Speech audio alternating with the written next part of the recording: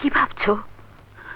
ভাবছি গুন্ডারা আমাকে কেন খুন করতে চেয়েছিল। তুমি গুন্ডাদের কাউকে চিনতে পারোনি?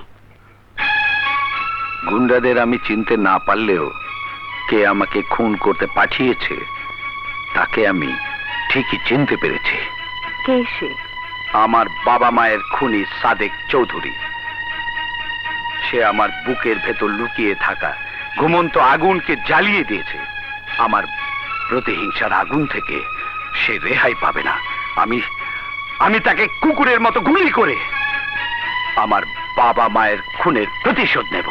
না হাসান, না, তুমি আইন নিজের হাতে তুলে নিয়ে খুনি হতে পারো না। তুমি বরং সাদেক চৌধুরীর বিরুদ্ধে আদালতে একটা মামলা করে দাও। দেখবে জোড়া খুনের অপরাধে ওর ফাঁসি হয়ে গেছে। হ্যাঁ শাহানা, তুমি ঠিকই বলেছ। আমি আইনের মাধ্যমে আমার বাবা মায়ের হত্যার প্রতিশোধ নেব। Order, order, order. Your honour, কাঠগড়ায় দাঁড়ানো এই সেই পাষণ্ড ভাই সাদেক আলী চৌধুরী, যে আজ থেকে 20 বছর আগে নিজের আপন বড় ভাই ও ভাবিকে নৃশংসভাবে খুন করে আইনের চোখে ফাঁকি দিয়ে বাঁচতে চেয়েছিল। কিন্তু ইওর অনার, পাপ কখনো বাপকে ছাড়ে না। আসামির বড় ভাইয়ের ছেলে হাসান চৌধুরী দীর্ঘ 20 বছর পর তার বাবা মায়ের খুনি সাদেক আলী চৌধুরীকে চিনতে পেরে আদালতে মামলা দায়ের করেছে। অবজেকশন ইওর অনার, আমার মক্কেল যে তার বড় ভাই ও ভাবিকে খুন করেছে তার কি কোনো প্রমাণ আমার প্রতিপক্ষের বিজ্ঞ বন্ধু দিতে পারবেন? ইওর অনার, প্রমাণ ছাড়া আইন কখনো কাউকে সাজা দিতে পারে না, কথাটা সত্যি। আমি অবশ্যই প্রমাণ দিতে পারবো, তবে আমাকে প্রমাণ সংগ্রহের জন্য কিছুদিনের সময় দিতে হবে। Order, order, order.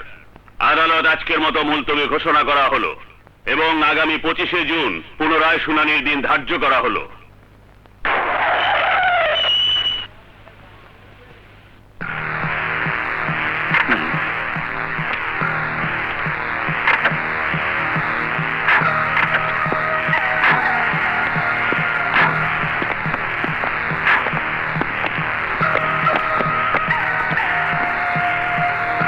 চব্বিশ ঘন্টার মধ্যে কেস উইথড্র করবি, নইলে তোর বাবা মায়ের মতো তোকেও পরপারে ভিসা লাগিয়ে দেবে।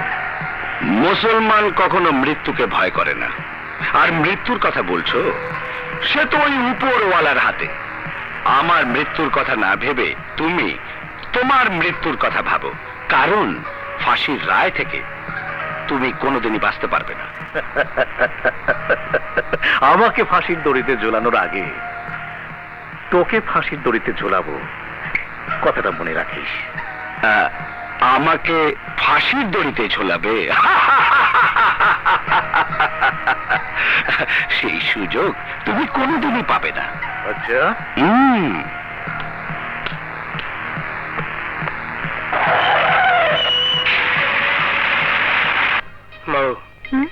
দোয়া করো, আগামীকাল ইন্টারভিউ, চাকরিটা যেন হয়।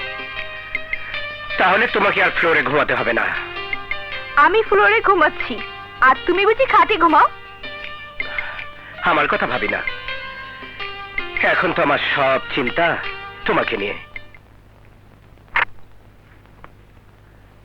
মে I come in sir? Yes, come in.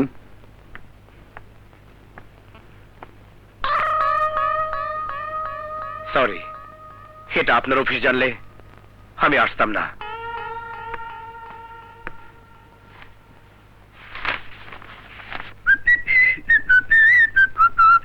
কি রে শিশির, তোর চাকরি হলো দোষ? না রে, ইন্টারভিউ দেইনি। কেন? কোম্পানির মালিক ময়ূর বড় ভাই